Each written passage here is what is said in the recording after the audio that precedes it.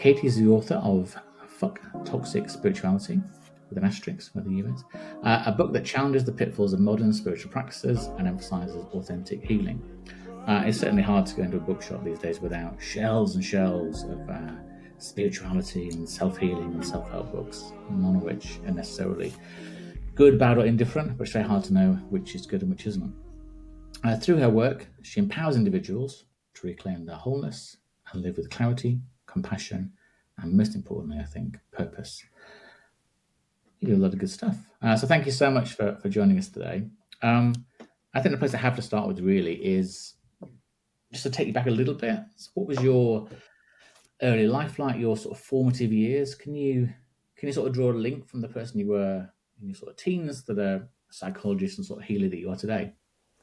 Yeah, I mean, I didn't grow up spiritual religious. That wasn't a big part of my upbringing. I think I identify with a lot of people where it's kind of like, oh no, my childhood's great, nothing's wrong there. And then when you start doing some deeper healing work, you're like, oh, maybe it wasn't actually as perfect as I thought it was. But it's kind of that normal, almost like disconnected, don't know what's missing. And so nothing major trauma wise. Now that I know more about different lenses to look at, I think I was always highly sensitive and empathic and had more of the empathic intuitive ability, but I didn't know it at the time. Actually, I didn't realize that until my mid 20s or so. And so I was somebody who also like oldest daughter, latchkey kid generation. So kind of the mature or old soul from a young age, but probably part of it also put me into like a helper role.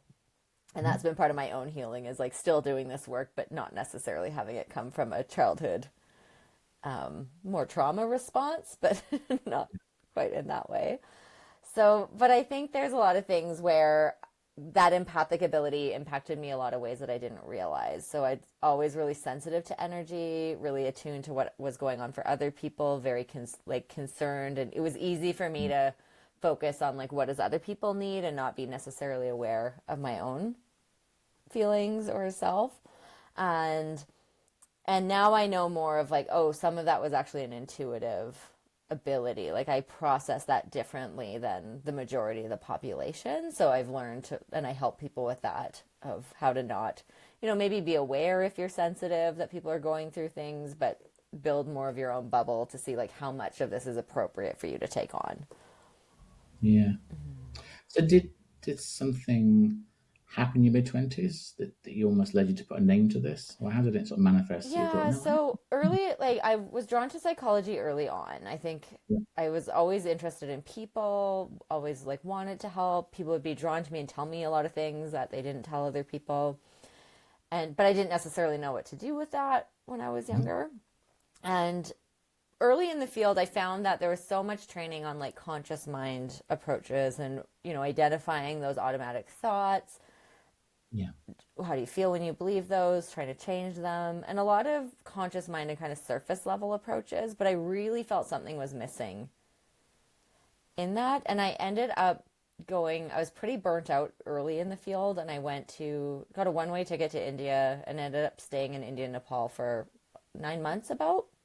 And that's where my um, own spiritual awakening started to happen, where I started to realize, okay, there's more of an energetic sensitivity or an intuitive sensitivity here. I started having experiences that didn't make sense with my like rational sense of the world and skeptical sense of the world, little more agnostic, maybe atheist feeling, where I was like, oh no, there's more going on here. And so that took me quite a while to explore more of that, understand more of like what was intuitive, how to work with that. And it was in an intuitive development workshop where we were doing an exercise like paired with a stranger basically, and we're doing different exercises with the five senses because intuitive information does seem to come through like a dominant sensory gateway for all of okay, us, but we'll have different gateways, and we don't get to select of like I want this. It's just what you actually already have. And so there's one exercise in particular where it was more like, what do you feel in your body? And I could see how quickly and dramatically my internal state changed, and then have someone I don't know reflect back of like, that's exactly how I'm feeling, or yes, I have this injury and it is irradiating, and like that's where the pain is.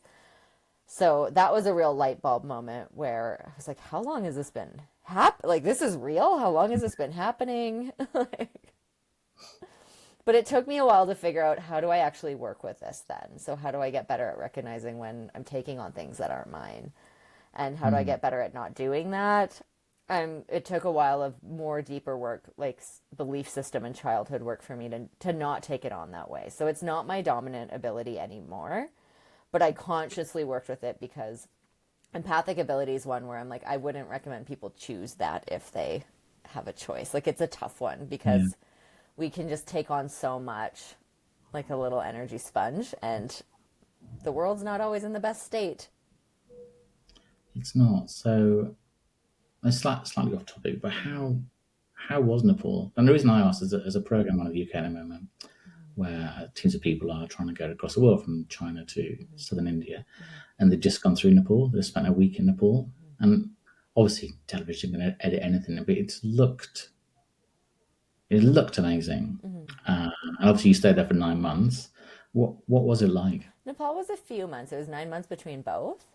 Yeah, I mean, it's quite a while ago that I was there, so I don't really. know that I could speak to it as much. Like, I had an amazing time, and near the end, I was getting ready, like homesick, Yeah. and ready to come home as well, Mhm. too. But yeah, it's definitely, I think for me, a lot of the times when I've gone places, there is kind of like a pull, or an intuitive pull of like, I don't fully logically know why I want to go here or being called, but there's something kind of calling me there. So I tend to operate more that way when I'm deciding where to go. And just buy one way ticket and off you go. Well, then, now I have a lot more responsibilities, so that doesn't happen Yeah, yeah, anymore. yeah. Yeah. Yeah, and I've got a 18-year-old daughter who's going off to college in September to do psychology, Nice. psychology and philosophy actually. And she was, she was saying, "Oh, I can't wait to do all this traveling before I have to be a grown up, before I Yeah. have to have pay bills and do this and do that." So and I've got a 15-year-old son who's desperate to go as well. So yeah, it's just a good thing to do. I think travel's so important. Yeah. I was lucky enough to do it when I was quite young, but yeah, For hopefully sure. they'll It go off really and expands do. your perspective, and it makes you check a lot of these, like, Nice. these assumptions you Yeah, have about, like, well, we just do it this way, where you go other places yeah, and you're like, oh, yeah, like a lot of this absolutely, is actually our cultural conditioning, or just where we grew up. Yeah. 100%. And when you, sure, the right word is really sort of encountered spirituality, did was that was that in a form of almost you came to a realization that there was some sort of source energy, or is it more of there's a sort of an overall being, or what form does spirituality take when you think about it? Yeah. I, when I talk about spiritual awakening, I do think it is that direct experience of Yeah, a connection with something greater than yourself. And the yeah, language can really be different for different people. For mhm, me, I can alternate, but I'm not as attached to like what the language of this is. It does feel like it can come in different forms, and there might be a different feeling in nature. Sometimes yeah, there might be I like because I also have mediumship abilities. Sometimes there's pieces around like guides or archetypal energies that can show up. But for different people, for them it might be like God or religious figures that come mhm, through. Like, it might be a Mother Mary or a Jesus or an angel. I don't mhm, think it's such an individual relationship that I don't think there's any one right way. And also, mhm, some people have negative experiences with almost controlling or like religious trauma. So anything yeah, religious oriented is not a good word for them to use. So it might be source, universe, like mm. higher self. Mm-hmm. Yeah. It feels like there's a very, not necessarily clear, but a needed distinction between spirituality and religion. Yeah. Religion sounds like the sort of organized, you must do this Yeah. to get into heaven, or whatever you call it. If you don't, you won't. But Yeah, spirituality religion's is almost almost more the group, and this is like the group yeah, rules, the guidelines, the practices we do. It can be really supportive and helpful for people. It's not always rigid, but it's yeah, kind of more of like, this is the practices we follow, and we follow together as a group, whereas spirituality is such an individual mhm, process, and you can be religious and spiritual or Yeah, spiritual without being religious. And you can be religious yeah, and not be very spiritual. absolutely. Yeah. Yeah. Do you welcome the mediumship abilities? It's part of my world now. Like it's something that just opened up for me. And I think in that intuitive awakening, we all have our own unique gifts. It's not necessarily about, I want this. It just started happening.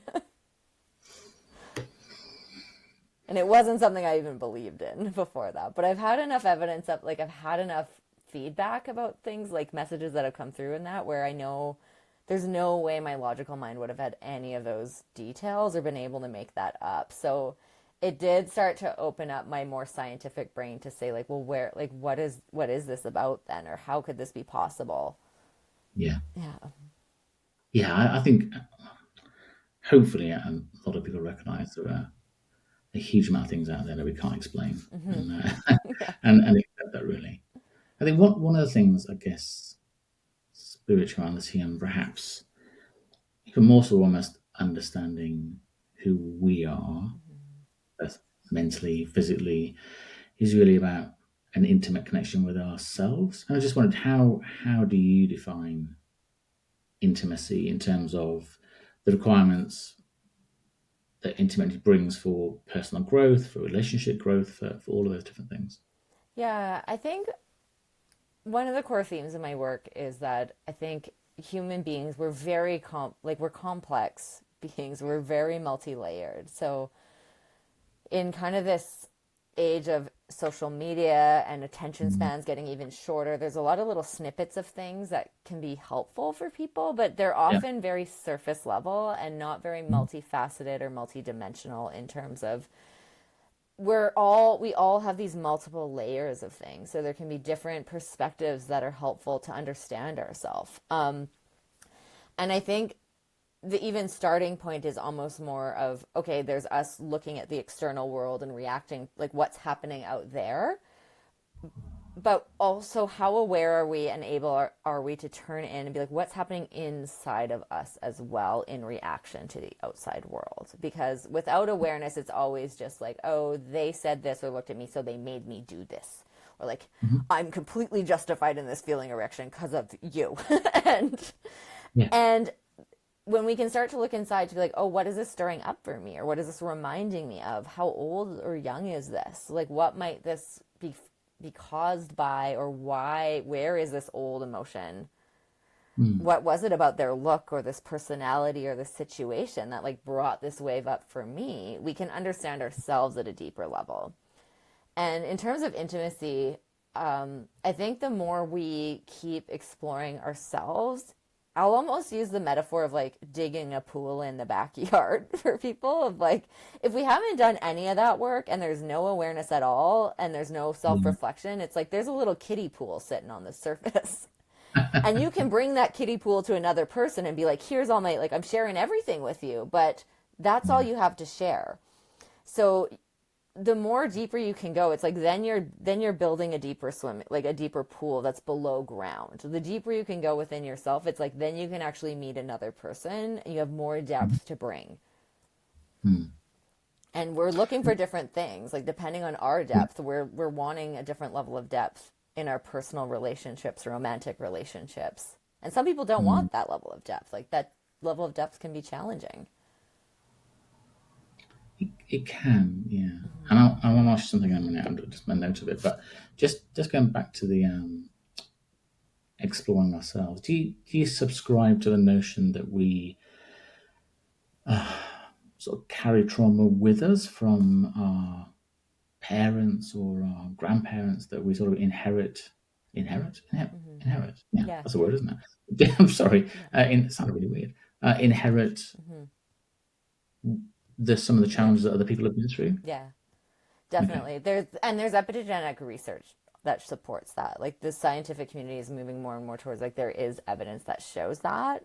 In terms Yeah. of intuitive ability, like that does show up in my work as well. Is sometimes there's things where I also talk about in my book too around it's important to understand that even if we are spiritual beings, we're in a human body and human nervous system, and we're bound by like how that operates. So Mhm. our subconscious and unconscious is all about protecting us and keeping us safe. And that goes back from our childhood. It can go back generations. And that means it worked well at the time. It's meant to help, but it may not be helpful in the present moment. It may not be Mm. actually having the impact. It can actually be sabotaging us in the present day. Yeah. So sometimes we need deeper tools to be like, how do we actually shift and move through this energy or help release it and open it up? Also, with that traumatic piece, it's like we all carry some level of trauma. It's part of the human experience. And that in the neurological level is more of if we have experiences where we go into a fight or flight state, it seems like our hippocampus in our brain kind of shuts down. And so that emotional memory gets stored in like a free floating outside of time space. It's not transferred over and put of like, this was overwhelming then. It's attached to this linear story. It's just kind of free floating, and things that remind us of that situation will like poke that sore spot for us, and that emotion will come either flooding in like a flashback in more significant trauma. And for people without a like actual trauma diagnosis, it's a blur. It's a more of a like, why am I having such an intense reaction to this? Like, even if I can Mm. contain it, even if no one else notices it, it's like I'm really bothered, I'm ruminating, or I'm like, I want to let it go rationally, but emotionally I can't. And that's often something deeper. And we don't always like that deeper level of awareness is like, it's not always our conscious story. It's what is in our body. Yeah. And how do we almost sort of cap that off in a way? So if we've sort of inherited some generational trauma, and it's like say it's Mm-hmm. manifested in our body in certain ways, how do we can we sort of right now called is it a case of recognizing it and then doing the work to is it explore the trauma? Is it reflect on the trauma but Yeah. don't let it define I'd us? almost What? say, like, usually the guidepost I'd give, because sometimes this information can be really overwhelming for people. You're like, oh, what? Like, what? And I never recommend going on an archaeological dig of the past just for the sake of it. Like, I'm like, that is not helpful. That is unending. What I Yeah. would recommend people do is look at in your day to day life, where are there patterns or emotional reactions that are coming up that are sabotaging things for you or that are not responding to conscious attempts to fix it. Like Yeah. if you're like, okay, I see this cycle that keeps happening, I go into this state, it's almost knee Mm. jerk and automatic. I don't want to do that anymore, but every time it happens, you're right back in it. That can be a signal that there is something there that's Yeah. emotionally driving this. That is likely not it's likely not just logical anymore. And so there, it's like then we can actually find tools to work with releasing that energy. And there's lots of Mhm. different things out there. But it's more about normalizing for people of like, this doesn't mean you're doing anything wrong. It doesn't mean like you should know better. It's like this may just need a different tool to release the old emotional memory in a way.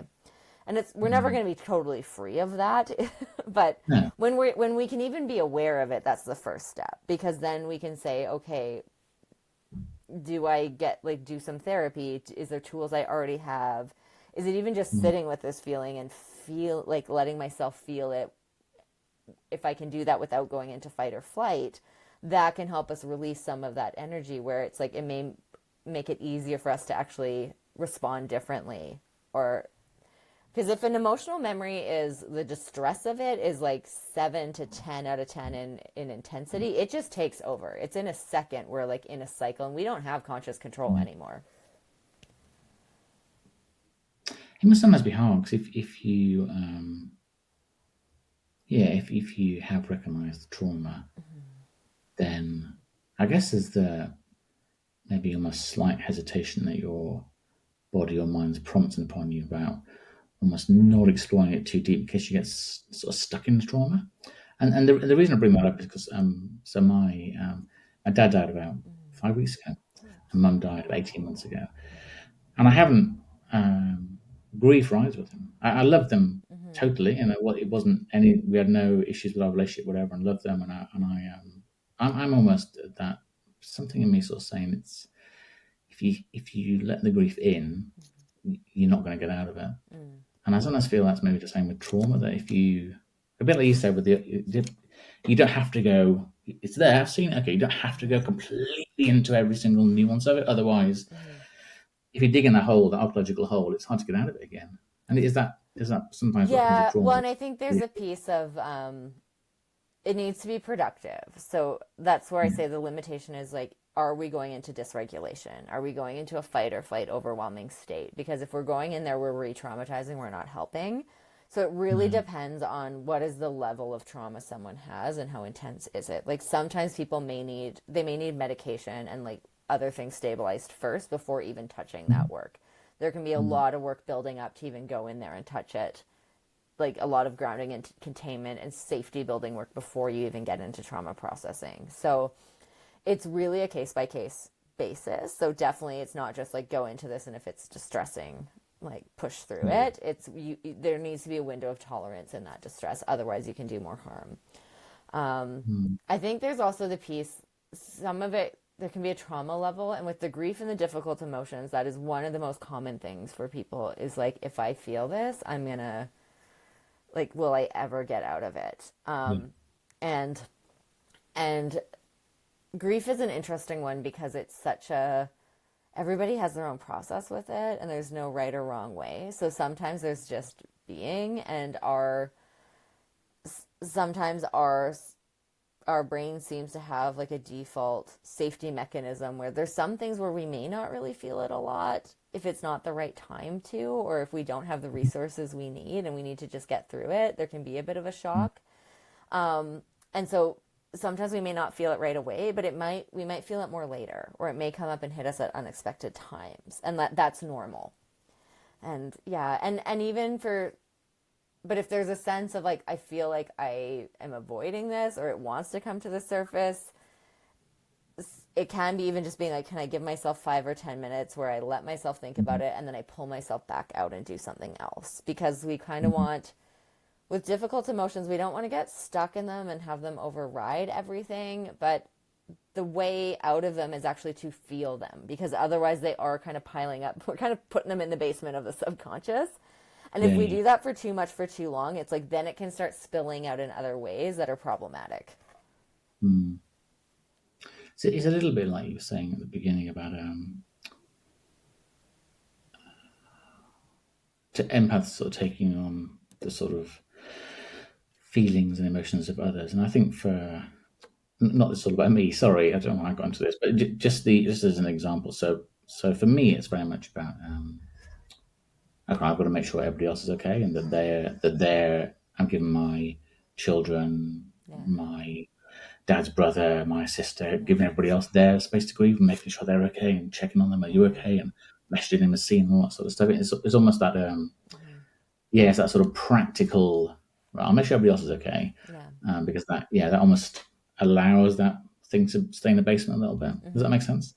Yeah, and it makes me think of, we tend to have one of two patterns in times of stress as well. And again, these are just default patterns. They're not something we sit down and decide and pick one. But people tend to go into either overfunctioning or underfunctioning in stressful Yeah, situations. And so overfunction, I'm an overfunctioner. And it's yeah, something I need to constantly like check, especially yeah, in situations, is like we're great in a crisis or when there's a lot needed, because it's like we're like, okay, let me go. Like I got the list. I got this. Are you okay? Is this? I literally had lists. So Yeah. yeah, I was sort of doing my dad's estate, and then doing this, Yeah. and then doing that, and then all that sort of stuff. And our Yeah, just culture really rewards that. Like it's really more like this is the one that it's more of a, well, what's wrong with this? Like you're productive, you get stuff yeah, done. Under functioners almost like I don't even know what to do. I'm frozen. Like I can't yeah, even decide.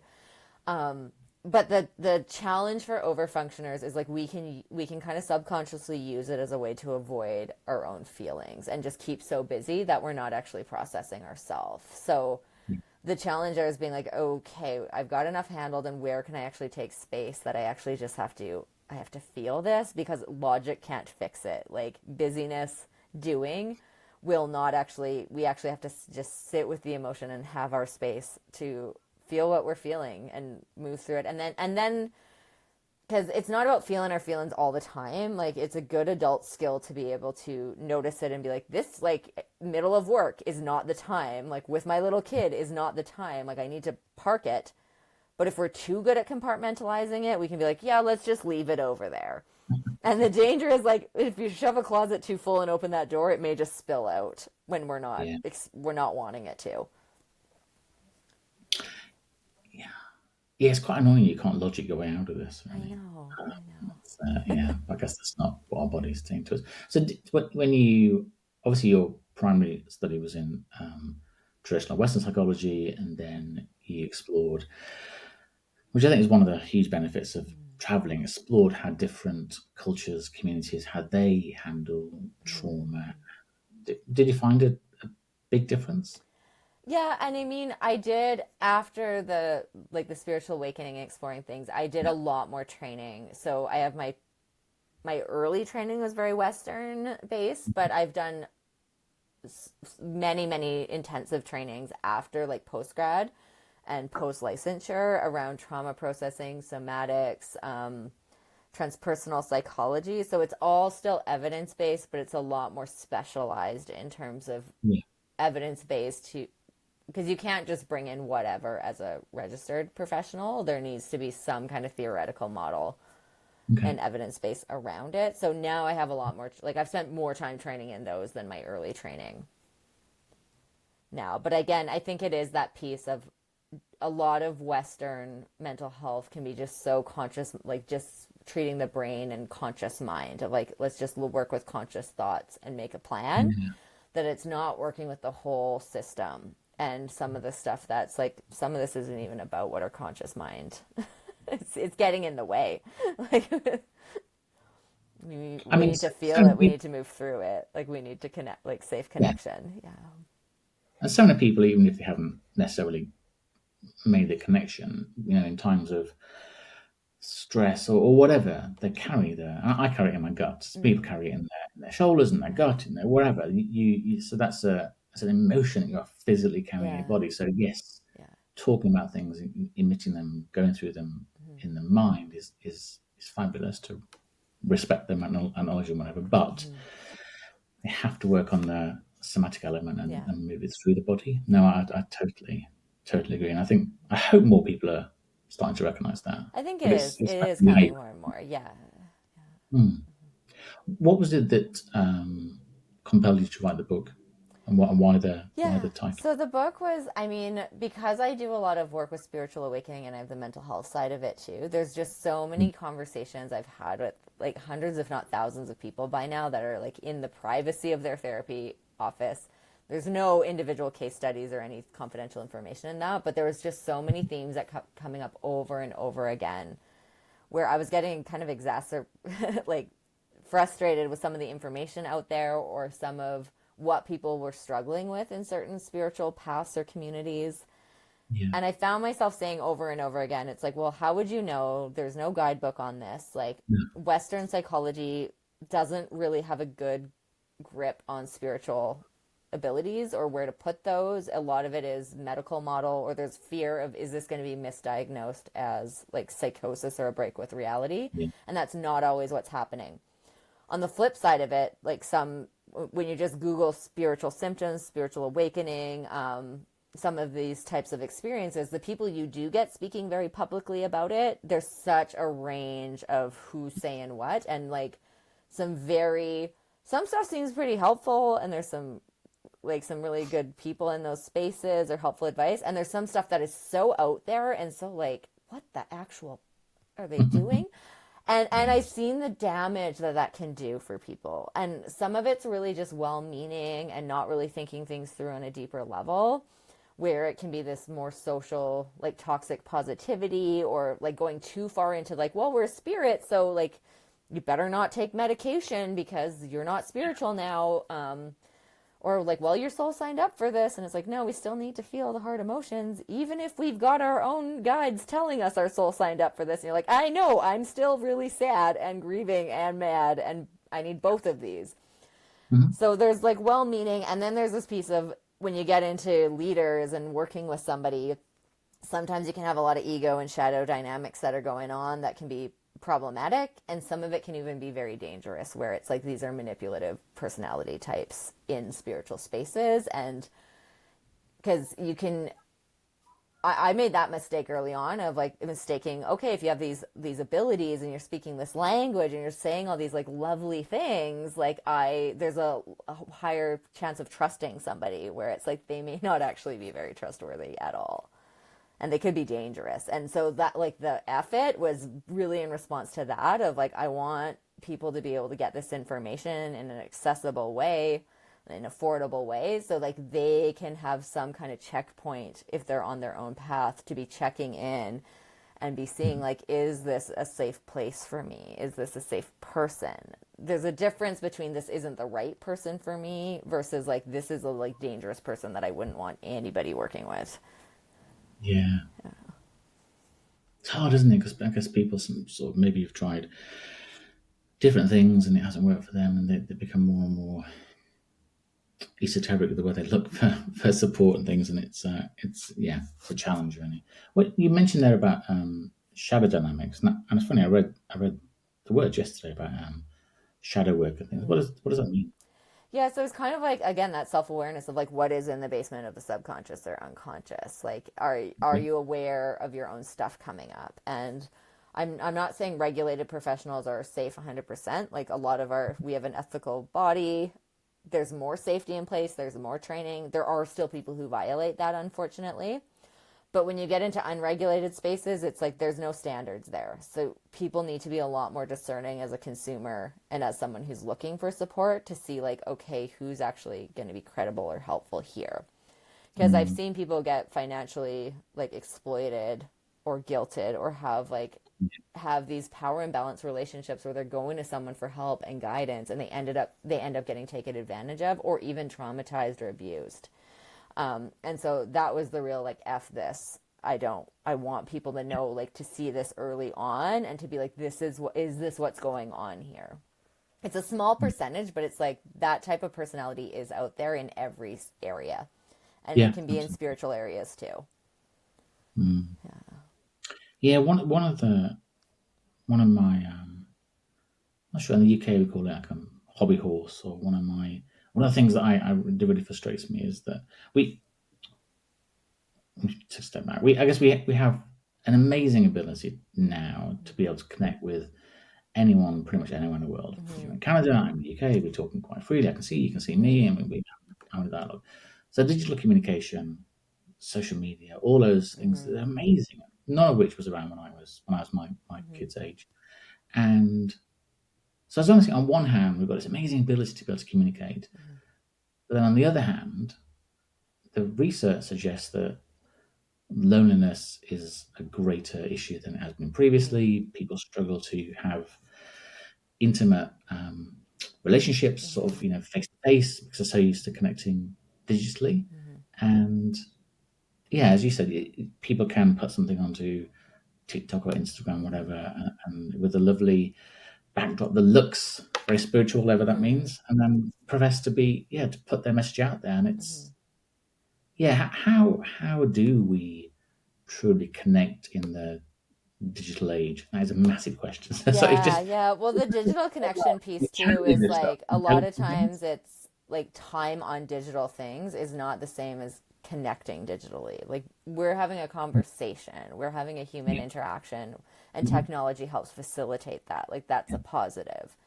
yeah, For if we're just scrolling, if we're at home on our families and we're scrolling on our phones on social media and like liking, commenting, or just like observing things, we're not having a human interaction. And it can actually pull us away from, we can have less time actually being present with the people in our lives and connecting. So it's yeah. like, how are we using this tool of technology? And Mm. and what are the limits and boundaries we have with it? Because if we're like, as a family, if we're all home but we're all on our screens and devices, we're not connecting with each other. It's yeah. One thing that frustrates me was sort of the four of us will sit somewhere and we're watching TV or whatever, and I look across and three people on a device. I think, well, you're just not in the room. I'm not watching this anyway. And it just, yeah, it's just Yeah. a weird thing, isn't it?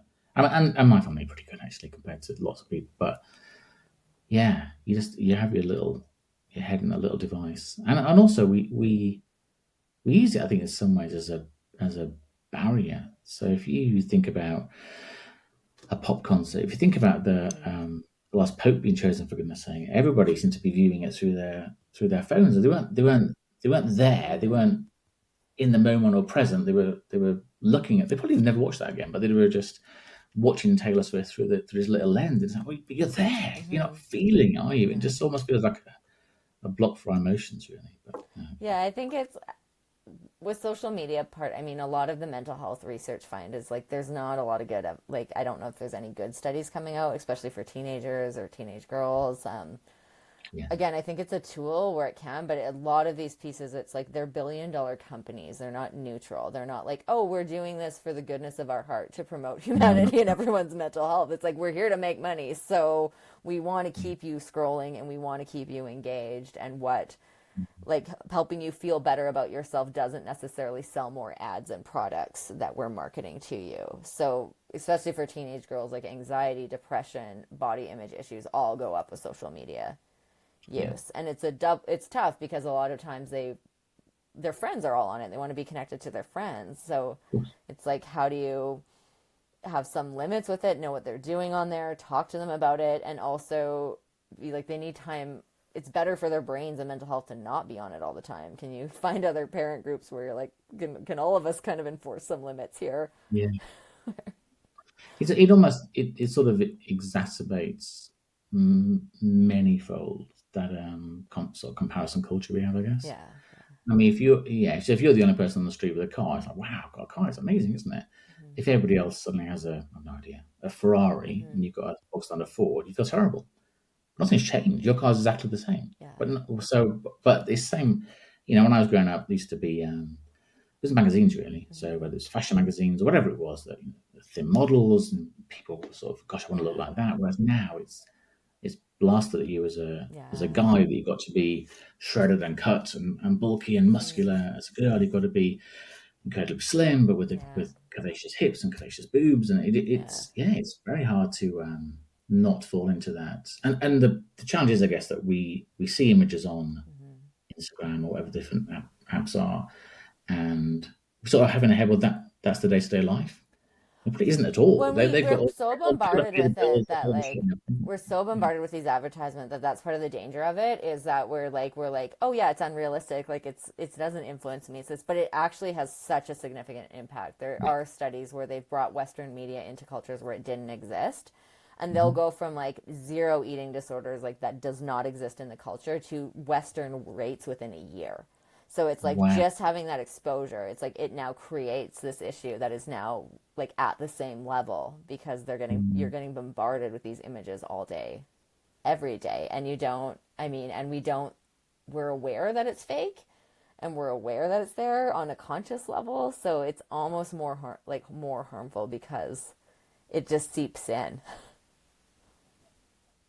And this is it. Those companies that advertise, marketing companies, Mm-hmm. social media companies, and they spend billions and billions of dollars trying to understand us. They're not Yeah, going to be throwing billions and billions of dollars at this if it doesn't increase their sales or yeah, doesn't yeah. enhance their performance, or whatever. Mm-hmm. So you talked before about you've managed to sort of set more clear boundaries as a HSP and as an empath. How do you help people set healthy boundaries in relationships, even if they're not empathic or Yeah. HSP, just to set those boundaries with friends and colleagues and loved ones and things? Yeah, so I think the boundary part, it's really more, it can be with others and also with ourselves as well, in terms of like our own boundaries of how long are we on this.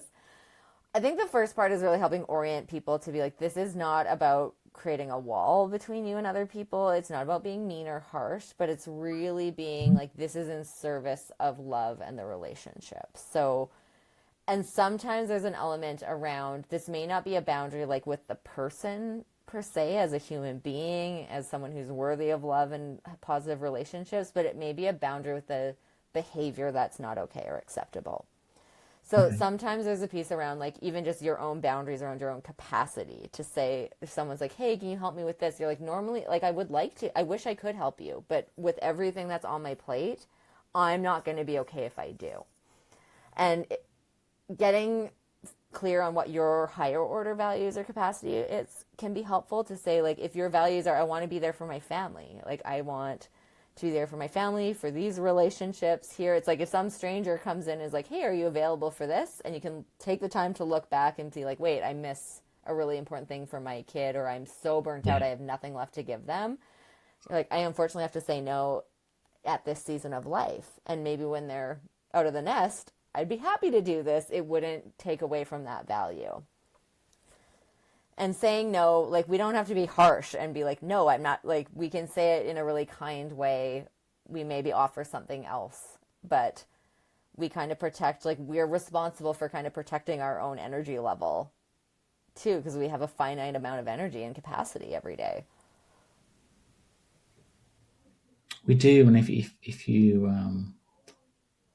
yeah, if you have a tendency to be a people pleaser, I think some people call it, and especially if you maybe sat in an office, somebody will come along and say, "Oh, Katie, have you got a minute?"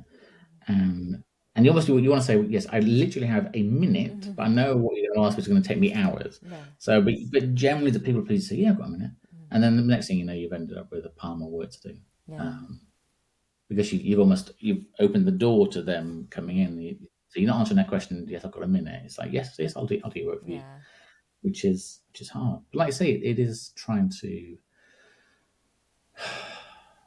find that balance really, because there's Yeah. only so many hours in the day. There are only so many things that you value, and it's For like, well, sure. if I And do in it, my like work with people, and like in the work I've done for myself and my own healing around this, I think there's the element. I'm always working like twofold wise. There's like the outer world stuff of like, what are the scripts, what are the patterns, like what can you practice ahead of time so you like have the language. Or even for people pleasers, it's not even necessarily saying no, it's like, let me get back to you, just don't say yes, like give yourself yeah, space. But then I'll often work with people. There is an important piece of working with like what is coming up within us, because logically we can know. We can also say, like, this is what I'd want for my kids. Like, this is what I want to teach them, to be a kind person, but also not get railroaded by everybody, or like give so much to everybody they're not okay. So our conscious mind can get that, but it's often the emotions that keep us really looped in. And those can sometimes come from a deeper place. Like with the empathic ability, often from a really young age, we can feel overly responsible for other people's emotions without realizing we're feeling overly responsible. yeah, So we may need, sometimes it can help to do some work to help separate that for this like deeper or younger part of us, to say like, no, actually, like we can be caring, we can be kind, and we don't have to carry the weight of the world. And we probably weren't even expected to as kids, but if we're sensitive kids, empathic, we're often internalizers. So we were often aware, like, oh, mom, dad, everybody's stressed. I don't want to be a burden. I don't want to add to this. So we're like this good little anxious, over functioning child who everybody thinks, oh, they're fine. And it's like, we're not. We're just holding it in. that rings so many bells. Yeah, that was me too. Do you have sort of daily practices that you do that almost help remind yourself of these things? Yeah, I mean, I'm in it a lot in my work in that way. I try to get in some meditation, and there's some things that I try to do kind of more weekly, of when is this more sustainable to have a longer session. And just even getting out for walks in nature, where it's not about necessarily learning or listening, but just more being, Yeah. where it can kind of come in. And then I'll try to do a quick kind of meditation or something before bed. When I know there's not necessarily a general answer to this. When people make the decision to come and see you and talk to you, is there a typical request? Is it that they've reached a point in their life where they feel something sort of out of sync and they want to explore it? And yeah, what do you think it is that draws people to you? Yeah, there's different things. Like because Mhm. I have different areas of specialty, and Yeah, with like private practice allows me to market to that specifically. Like that's usually what I get coming in. It's often either highly sensitive or empathic clients, or people who are having some kind of intuitive spiritual experiences and they're being drawn, they want to learn more about that, they want help with that. Or I also get a lot of people who they've done personal development work, they've often done some level of therapy, and they just have this feeling of like there's something more here and there's something deeper that I haven't touched into. And so they're yeah, usually searching for something like that, and then they find me. it's nice to sort of think that they find the person they're looking for, isn't it? If they have that intuitive nature, and yeah, I can totally resonate with having had therapy and sort of not got to the end of it, sort of stopped doing it. Thinking, well, yeah, and that sort of got me so far down Mm-hmm. the path. There's quite a lot in the distance that I'm not don't seem to be getting Yeah, towards. yeah, Yeah, I think it is that. It's good that people recognise that. I think, well, actually, yeah. how do I Yeah, and you approach need this? different processes and tools and someone who can like again, you need someone who can take you to that level of depth, like that pool metaphor of like not every therapist is even at that level for themselves or able to navigate that level. So you Yeah. can only take people as deep as you've gone. Um, Mm. and yeah, and I also like in terms of that intuitive piece, it's like that when I was going through my own awakening, because I am very scientific first and I was very skeptical, a lot of the quantum physics research was helpful and kind of reassuring, where it's more of like if we are actually on this quantum level part of this one energetic field, maybe Yeah. there's some level of our sensory ability that can tap into that. So I think it's not just like if people want to explore that intuitive piece more, it's like ask, like put the question out there to whatever you're open to connecting with, of like it could be God, spirit, universe, a higher self, Mhm. an ancestor, to be like, help me find, I feel stuck, help me find the next thing here. Have it be Mm. open ended and be open to like the signs and synchronicities or messages that may come through, because I do think there is this piece of when there's that experience of spiritual awakening, it's like we're not alone and there's these spiritual resources that are helping us and guiding us and not just listening but communicating back. Mm. I guess where we sometimes need help and where you can bring the help is that they're communicating back to us, but either we're not understanding how to receive that Yeah. message or we're not able to interpret the message. It's almost, Mm-hmm. yeah. So, yeah, because I a bit like you said before about getting out into nature and Yeah. just being in nature, Mm-hmm. I still think there's a commonly held belief that we are humans Mm-hmm. and then there's nature. Yeah. Almost like the two distinct things. So we go into nature as opposed to being part of nature. And Mm-hmm. everybody must have had this feeling when you go out and you're in the middle of Mm-hmm. I don't know, a common or a field or a woods or a forest or near a river, near the sea. You have very different feelings than you do Yeah. when you're in a building. And Yeah. I think it's because nature's trying to bring us into it. Yeah. It's not. Yeah. Does that make sense? It's silly. No, I I'm get phrasing it. it. It makes sense, and I think it is one of those. It's those experiences where you're like, I feel like I'm part of something more, and this doesn't just feel Yeah, like it's this inanimate, like yeah. this inanimate object. You're like, it's this living field in a way. Mm. Mm-hmm. There's a beautiful book I just read. It's called "Is a River Alive?" And it's like almost a scientific exploration of it. Does a river live? Is it Mm-hmm. something that has emotions and feelings and everything? And it's a fabulous book. Yeah. But yeah, but it's very much like that. It's sort of the nature. We are alive. We're just part of everything. Mm-hmm. Mm-hmm. We're not special in that in that regard. We're just part. Yeah. And one thing I read about you, you talk about embracing the beautiful Mm-hmm. aspects of life. Yeah. And yeah, explain what you mean by that.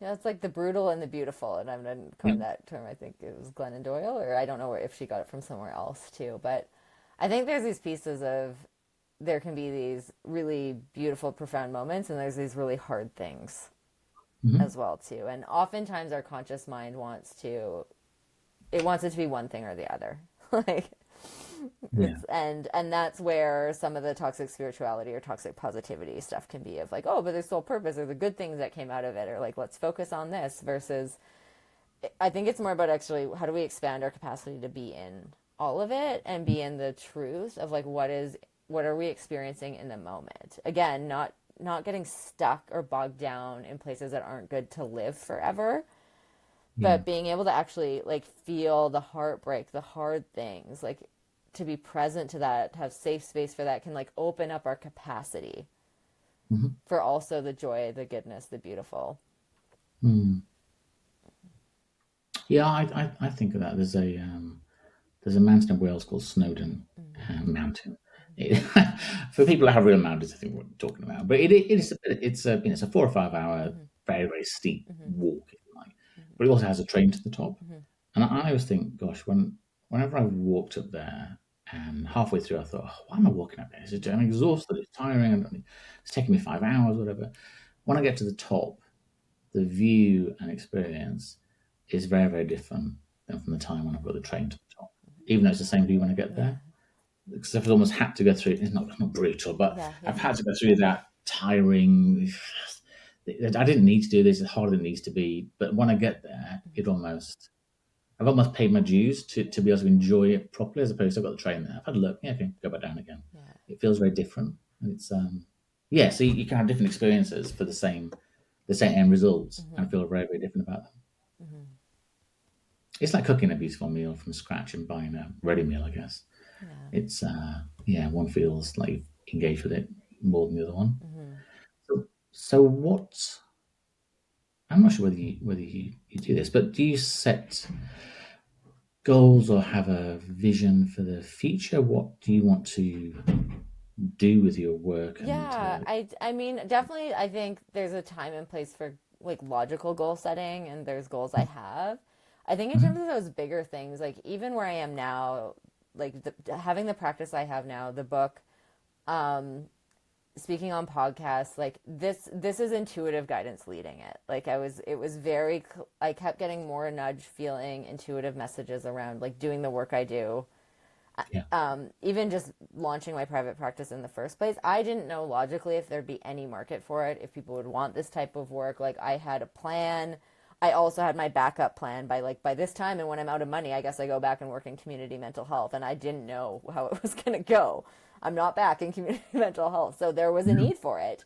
yeah, But there was a leap of faith, and it was very intuitively guided because it didn't make sense exploring the level of training I did, like deep diving in the spiritual component of it. It wasn't what any of my peers were doing. They were yeah, going and working in psychology and making decent income, and I didn't even know if I was going to stay in the field.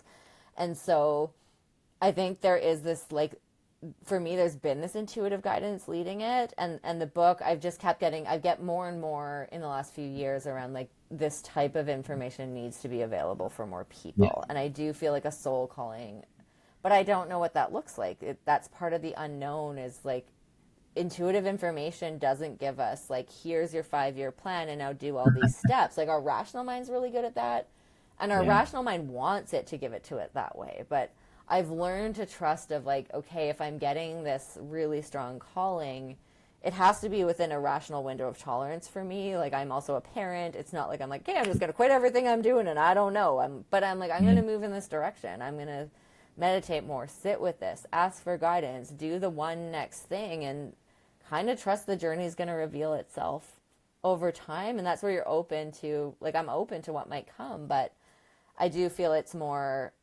how do I reach more people with this? And the book is part of that, but the calling is moving in that direction, whether it's workshops, just more free content, things outside of one-on-one therapy. So you've answered this question a little bit already, really. But one of the things that, especially with you being so empathic and sensitive, but even though you're aware of that now, and obviously a lot of the work that you do, one-on-one clients, you must hear sometimes some traumatic stories, some challenging things. Whatever. How do you is the word is protect right? How do you sort of protect and nourish your own mental and physical well-being? I know you talked about meditation and nature, etc. Is that yeah? How do you sort of not carry that thing Yeah, out? it's like I need to have my own self-care practices and ways to process Yes. and move through it. I've also done a lot of work with my own empathic ability, so it's not my dominant sense anymore. I used to, like, because I used to take it like really intensely, like I could feel it to the level where it was like distressing for me. I don't generally, that doesn't really happen for me anymore, but I've consciously worked with that because I don't, I'm like, I can get this in other intuitive ways. I don't need to feel it at this level. And so I've worked with that in my own work. And then also, I think being able to work in private practice has helped a lot too, because I can set it up in a way where I have more breaks, I see fewer clients, but I can give them more tailored and more attention and support. Whereas Mm. community community mental health, you often have these kind of quotas where you're just it burns out people very quickly, and I had burned out in that system over and over again, just because the level you're dealing with, like and the numbers and the intensity of it was just, it was too much for my system to be able to do it sustainably. I Mm. also feel like because a lot of the work I do is helping guide people to more similar to hypnosis but intuitive processes where they're connecting with that spiritual source for themselves and there's messages coming through with that. That has really helped sustain me in this field as well because I'm also a member of a number of like different therapist groups, whether it's in Facebook or Okay. other places, and I Mm. find behind the scenes a lot of therapists, like especially in the state of the world now where it's like climate change, political things, all this stuff Yeah. that's coming up, like pandemic things. And if their only tools are conscious mind stuff, it's like, well, just think this and feel better. And they're like, I don't feel good about this. So Yeah. it's like these times when those these themes around these spiritual messages keep coming through over and over again in different ways, it also helps me feel more grounded and have hope for the like connect back to this unconditional love place where even with all the chaos happening in the physical world, there's this other level where everything's also okay. And there's this other level where it's Mm. like, ooh, like clients, when they connect with that place, they often leave being like, I feel so much better than when I came in. And it helps me remember, like, this is here too. Yeah. Mm. My final question, I guess, is so for people that do feel that there's a spiritual element they'd like to be able to sort of tap into Mm-hmm. or ask, or that they think they may be ready to receive guidance, Mm-hmm. how could they go about almost opening that door a little bit wider? Yeah, well, I did like in part of when I created the book is I also created some other things on my website too. So I do have a free quiz where people can get a sense of what their dominant intuitive ability might be. Because when you can consciously work with that one and meditate and like reflect and journal and connect with that, the it'll open more and more and the other abilities will open as you connect with your dominant one.